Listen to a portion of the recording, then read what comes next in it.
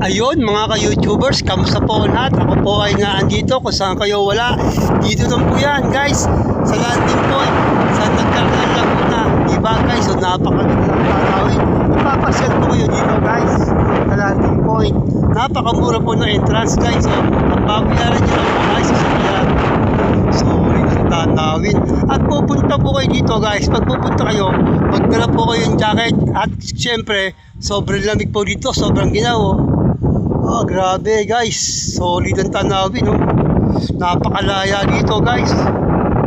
Kung kayo may mga problema sa buhay, pwede po tayo pupunta dito. Doon sa ganun, kahit pa paano, natakasan po natin yung problema natin, no guys. Solid dito.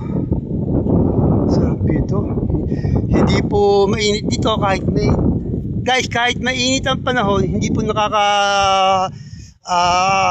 hindi po nakakapasok ang init. Gawa nga po ng dampi ng hangin at simoy ng hangin at sariwa-sariwa. Siyempre, ang kahanginan ng po dito guys.